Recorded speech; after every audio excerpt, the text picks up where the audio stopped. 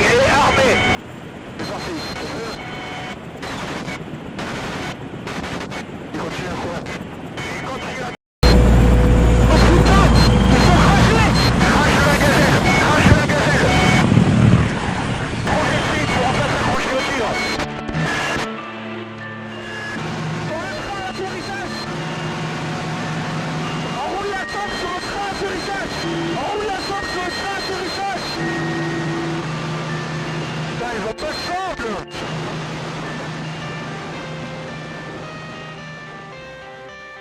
Uma das primeiras lições de um ser humano é aprender a cair assim que se aventura em seu primeiro passo.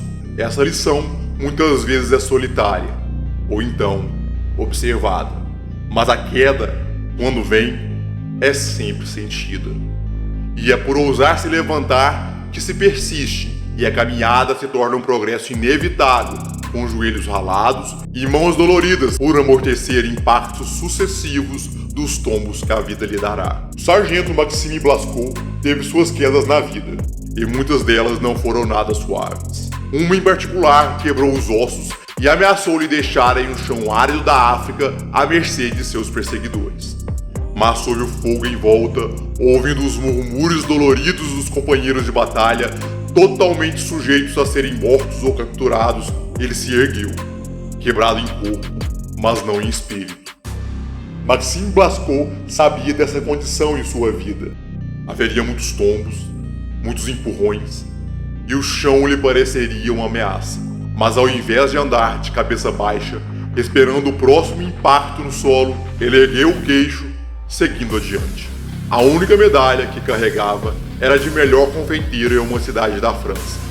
Sim, confeiteiro. Insatisfeito, largou as matas e receitas e se alistou em 2012 no 7º Batalhão de Caçadores Alpinos, onde logo se destacou como atirador.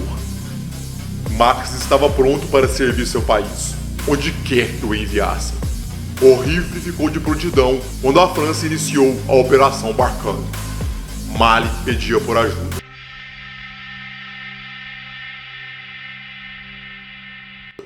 Envolto em guerras e golpes de Estado, o país sofria com a disseminação de grupos armados dispostos a impor suas crenças a partir da violência. Os grupos extremistas proliferavam no meio do caos, banhando-se no ódio e crescendo a cada homem, mulher ou criança atingidos fatalmente pela violência. Cada vítima era motivo de vingança, gerando uma reação em cadeia que nutria o monstro do extremismo.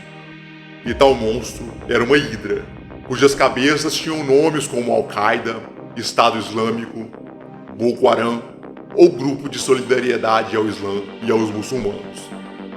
Fica fácil imaginar a convulsão social a que um país com essas influências pode ser exposto, mas fica difícil vislumbrar a profundidade do sofrimento de uma população vivendo sob o jugo dessas armas. Trafegar nesse labirinto de violência torna-se uma tarefa melindrosa e ameaçadora, principalmente quando a França resolveu ser mais uma das forças a se digladiar ali. O objetivo era ajudar o governo de Mali, quando Max Blasco pousou junto com seus companheiros franceses no meio desse grande desafio. Ele já havia lutado na República Centro-Africana, no Chad, no Senegal. O prêmio de mestre confeiteiro agora ficava acanhado perto das 4 medalhas da Cruz de Valor Militar.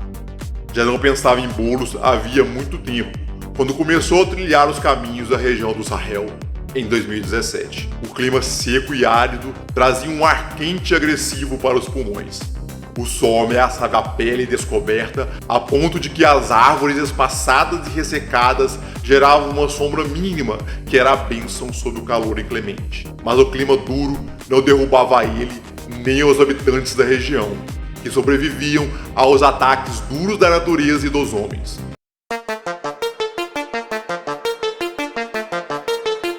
Blasco não carregava medalhas, nem pensava nelas quando viu o sol açoitador se pondo finalmente. Ajeitou o fuzil, verificando a munição. Não estava com um rifle de sniper em mãos. Era uma noite para uma missão diferente. O batalhão enfrentaria o combate de perto atravessando o terreno sob a proteção da escuridão até entrar no refúgio inimigo. Estava à frente do grupo de combate, mais precisamente o trinômio de 300 metros. Seguiam com os fuzis FAMAS com os canos apontados entre as casas quando o tiroteio começou. Blasco viu as faíscas das armas entrando em atividade, os brilhos leves enquanto cada projétil deixava o cano. Atrás dele, o trinômio de 600 metros abriu fogo de proteção contra os inimigos. Uma FN Mini-Me cantando na noite foi a distração suficiente para encantar os extremistas. Gostaram tanto que se amontoaram na casa procurando por proteção. Blasco aproveitou a oportunidade, as pernas iniciando um movimento com força impulsionada pela adrenalina. Entrou no recinto, percebendo que um dos inimigos caíra no sono, encantado pela Mini-Me. Os outros jogaram as AK-47 no chão, quando o francês sugeriu que poderiam ter o mesmo destino se ousassem atacar. Os combates noturnos seriam uma constante. Blasco não se importava. Seus inimigos tombavam na escuridão ou sob a luz. Não importava o sabor do bolo para o confeiteiro, mas sim a preparação do mesmo. Quando iniciaram a infiltração no Sahel, seguiram em silêncio. Como o grupo de combate francês tinha versatilidade, agora a missão de Blasco não era invadir casas. Deixar o FAMAS de lado, carregando um FR-F2 e uma Glock 17 como arma secundária. O trinômio de 300 metros passou uma mensagem pelo rádio. Haviam encontrado o objetivo.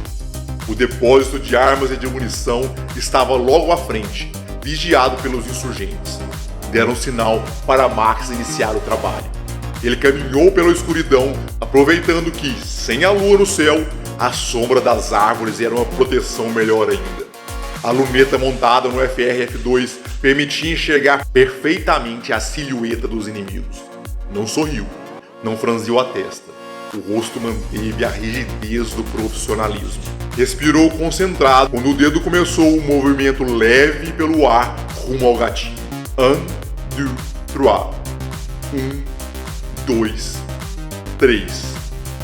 As sentinelas foram caindo ao som abafado do rifle. Mal um dos insurgentes viu o sangue do colega espirrar no ar, sentia a munição 762 arrebatar-lhe a vida antes que pudesse avisar aos outros. Não ficou relatado quantas sentinelas caíram antes que os franceses invadissem o depósito, mas foi certo que o trabalho de Max foi o suficiente para garantir uma cruz de valor militar com uma estrela de bronze.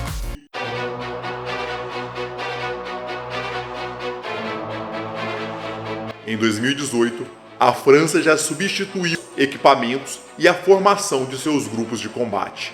O FAMAS recebia uma baixa honrosa para ser substituído pela HK-416. Quando subiu em um helicóptero para uma nova operação, Blasco levou consigo uma PGM Errat-2, mas também já estava se habituando ao uso da HK-417. A .50 estava com a munição já ansiosa para deixar os carregadores quando o Gazelle alçou voo no Sahel. Muitos de seus colegas foram transportados por aeronaves, mas logo desceram para iniciar a busca pelo inimigo em solo. Blasco continuou no helicóptero, com os olhos na luneta, observando o inimigo se movimentando no meio das densas árvores onde se escondera. O helicóptero auxiliava no avanço dos comandos em terra. Cada oponente que era descuidado o suficiente para aparecer em uma clareira recebia o pesado lembrete de uma munição .50, garantindo que nunca mais cometeria o mesmo erro. Os adversários tentavam se reagrupar, mas o helicóptero circulava e os tiros de Blasco garantiam que os pequenos grupos permanecessem dispersos. Os comandos fechavam o cerco pacientemente. As HK-416 lançavam projéteis que ardiam através da pele dos jihadistas. Quando se depararam com um comboio fortemente armado se aproximando, Blasco estava pronto de cima do helicóptero. Os tiros eram próximos, bem mais próximo que um disparo convencional de sniper em solo. A distância era tão curta que viam como os insurgentes muitas vezes conseguiam acertar a fuselagem do helicóptero. Blasco precisava mirar com cuidado. Seus tiros não podiam ser a esmo simplesmente para assustar o inimigo. O objetivo era impedir que reforços alcançassem os comandos em solo. A vida de seus colegas dependia dele. Observou a cena abaixo, colocou o rosto na coronha e o olho se fixou mortalmente na luneta. Cada vez que apertou o gatilho, um alvo foi atingido. Carros paravam subitamente, chocando-se uns contra os outros. Os comandos lá embaixo sentiram a tensão aliviar sobre os ombros à medida que viam o restante do comboio começar a dar meia volta. Aquela foi a terceira vez em que Blasco recebeu a Cruz de Valor Militar com estrela de bronze.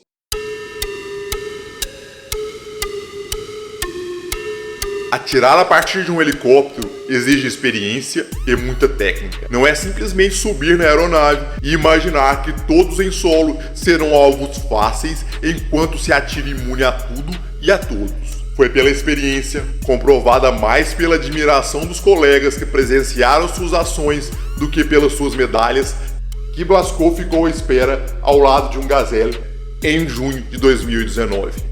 Era a quarta vez que participava da longa Operação Barkhane, com aquele sol punitivo do deserto tentando o submeter. Era princípio de noite quando a primeira ameaça foi detectada. Parecia apenas uma moto pelo deserto durante a noite. O detalhe chamou a atenção da tripulação de um helicóptero francês que seguiu de longe o veículo. O piloto da moto se encontrou com uma dúzia de pessoas debaixo de uma árvore, à noite, sem qualquer menção de acender uma fogueira. Os pilotos Nicola e Paco subiram no Tiger e iniciaram a busca para o ataque. Os 45 homens do grupo de comandos da montanha foram levados por helicópteros de transporte tão logo a ameaça foi confirmada. O pouso foi tranquilo. A princípio, aquele poderia ser um alarme falso. As tropas tomaram posição, misturando-se na vegetação sob a noite. Os instrumentos de visão noturna desceram nas faces, procurando pelo inimigo, mas havia muitas árvores e arbustos. Algumas coisas só os helicópteros podiam ver. O comandante da tropa ouviu os primeiros tiros. O som veio a menos de 1 metro, estourando nos arbustos próximos. Respirando fundo e agradecendo por ainda estar vivo, ele deu ordem para o início dos combates. Era uma situação tensa. Sobrevivia quem era mais rápido e ávido. Os combates se arrastaram pela noite, dando uma diversão peculiar para a lua que observava tudo friamente, vendo homens correndo no chão e helicópteros os perseguindo no céu. Os comandos precisavam ser rápidos sem sair da formação. Combatiam um inimigo nascido no local, conhecedor do terreno, endurecido pelo clima inclemente e altamente treinado. Ninguém ali cometia o engano de achar que estava simplesmente combatendo camponeses com a AK-47 na mão. Havia grupos armados que usavam o terreno como uma força a seu favor. Homens cuja natureza fora endurecida por um clima que sempre tentaram os derrubar e foram treinados em guerras de décadas. O que mais os desfavorecia no momento eram 2 fatores. Primeiro, enfrentavam os comandos da montanha, forças especiais muito bem preparadas. Segundo, do helicóptero, Paco e Nicola atiravam, cercando-os até que finalmente o som das AK-47 parou. E em seguida também houve o silêncio das AK-416. Os franceses começaram a contagem. Quase 30 insurgentes tombados, os corpos espalhados pela aridez. Era muito mais do que a primeira dúzia avistada, e ainda poderiam haver outros. Paco e Nicola receberam ordens para voltar. Foi uma noite toda de combate para eles. Seriam substituídos por Blasco com seu rifle de prontidão no Gazelle. Juntamente com ele, Kevin e Adrien colocaram a máquina no ar, logo chegando à zona de combate. O piloto começou a se posicionar, iniciando as manobras para colocar Blasco na melhor posição de combate. O sniper se preparou, colocou um dos pés fora da aeronave, apoiando o coturno no esqui. A coronha encostou-se no ombro. Lá embaixo, algo brilhou. Faíscas se tornaram abundantes, seguidas pelo barulho metálico do helicóptero. Eram tiros de uma PKM arrebentando-se contra a fuselagem, atravessando o motor. Os alarmes começaram a apitar, luzes vermelhas avisando do pior. Blasco colocou as pernas para dentro e se agarrou ao assento do piloto. desceram a mais de 100 km por hora. O helicóptero girava como uma besta ferida, atingida em pleno ar. Tombou violentamente. Kevin foi arremessado para fora, ainda preso ao assento, ficando apenas com as pernas para dentro do helicóptero. Paco o olhou com a mente tão confusa pelo impacto que nem sabia se ainda estava vivo ou se morrera. Blasco sentia a dor se espalhando pelo corpo, agora que sabia que estava vivo, a despeito de todas as possibilidades. A agonia era tanta que o impulsionava a ficar parado e esperar, mas logo acima dele, o fogo exclamava, ameaçando devorar a aeronave e seus ocupantes. O helicóptero Tiger já se preparava para ir embora quando Nicola percebeu que o Gazelle caiu.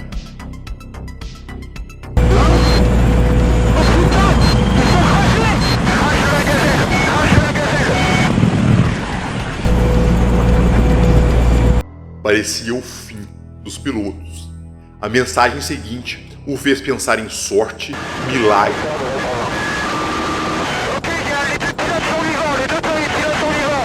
Paco quem tomou a iniciativa. O Tiger nunca foi um helicóptero de carregar tropas. Cabia apenas os 2 tripulantes. Era uma arma de destruição somente. Mesmo assim, Paco tomou uma decisão imediata.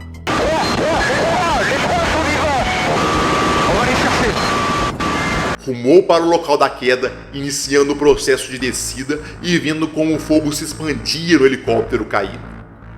Nicola olhava em volta, tenso com a possível chegada de mais inimigos. Os 2 não podiam deixar seu helicóptero, pois se fossem alcançados pelos insurgentes, significaria a morte de todos. Como Blasco tomaram uma atitude. A vida o derrubou, mas não o derrotou. Os músculos reclamaram, os ossos rangeram. Algo dentro da mente dele falou para desistir. Puxou Adrien primeiro, arrastando o colega para longe do fogo. Foi um caminho duro, cheio de protestos calorosos do corpo. Fez questão de colocar o colega atrás do Tiger, protegido de uma possível explosão e de fogo inimigo. Enquanto isso, Kevin, sem sentir as pernas, precisou rolar pela areia. Era a única resposta que tinha no corpo para conseguir se movimentar sem qualquer apoio. Blasco voltou para o buscar, ajudando-o a se colocar no trem de pouso do Tiger. Nada o segurava quando finalmente Paco iniciou os procedimentos para alçar voo. Adrien olhou para Nicola e percebeu a mensagem em sua expressão. Aguente firme. O vento forte cortou seus ossos, mesmo quando tentavam se proteger, agarrando-se mais ao Tiger. Bastava desmaiar ou um movimento brusco do helicóptero para que um deles fosse derrubado. Blasco se segurava, ignorando a dor e tentando abrir os olhos às vezes para verificar Adrien se segurando logo abaixo. O coração saltava, com dificuldade de entender a emoção de estar desafiando a morte tantas vezes em tão pouco tempo. O pouso finalmente os fez se aliviarem. Foram 5 minutos de voo que se arrastaram em segundos eternos de dor, medo e vontade de viver. Pararam perto dos comandos, sendo levados para os procedimentos médicos. Paco e Nicola voltaram para o combate, continuando o apoio incessante aos franceses em solo.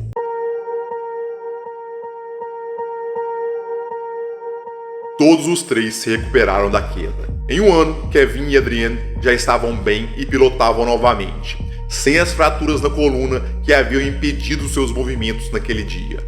Blasco também voltou ao combate.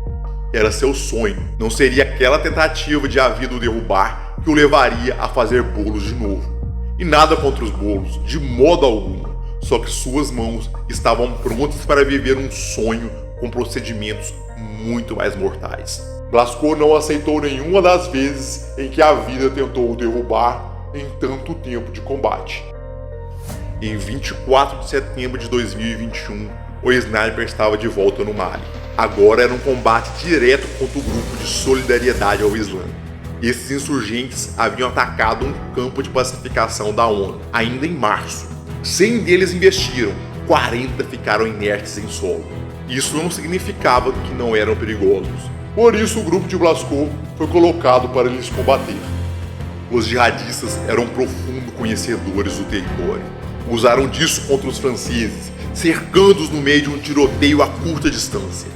O ataque surpresa colocou os comandos em posição puramente de defesa. Blasco colocou o rifle em ação durante o pandemônio, em que ordens eram emitidas pelo rádio e os projéteis arrancavam pedaços da pouca cobertura que tinham. Um desses projéteis o atingiu na cabeça, derrubando dessa vez para sempre. O atirador morreu naquele dia 24 de setembro de 2021. Foi promovido póstumamente a oficial da Legião de Honra e recebeu a homenagem de morte pela França. Blasco buscou um sonho. Por várias vezes, essa busca o jogou ao chão, uma delas de maneira tão literal que quebrou seus ossos. Mesmo derrubado, reuniu forças para ajudar os outros a se levantarem, pois nem todos sentem o impacto da vida com a mesma intensidade, mesmo que a queda possa parecer a mesma. A queda, tão aterrorizante, não o impediu. Sonhos são assim. Muitas vezes podem parecer pesadelos em nossa tentativa de concretizá-los. A vida faz isso, fazendo-nos tropeçar pelo caminho, saltar desafios ou se levantar com o corpo doendo depois de comer poeira. Desistir pode até nos tornar mais seguros, pode ser uma opção, mas às vezes a segurança pode ser uma certeza quase plena de infelicidade devido a um sonho não alcançado. Cabe a cada um medir o que vale a pena, calcular as consequências. Sabendo quais são, o importante é lidar com elas. Sonhos têm diferentes tamanhos e também diferentes custos para serem alcançados, assim como riscos para serem vividos. Só cada um sabe o tamanho do sonho que quer viver, do custo que quer pagar e dos riscos que ousa tomar. Essa foi mais uma história de combate, espero que vocês tenham gostado. Peço que vocês deixem o seu like, que vocês compartilhem esse material, que vocês façam seus comentários. Como sempre deixo o recado aqui, esses vídeos costumam ser desmonetizados. Peço então que compartilhem bastante, porque cada vez que um vídeo é desmonetizado, ele perde muito o seu alcance, então eu preciso da ajuda de vocês. Um abraço para todo mundo.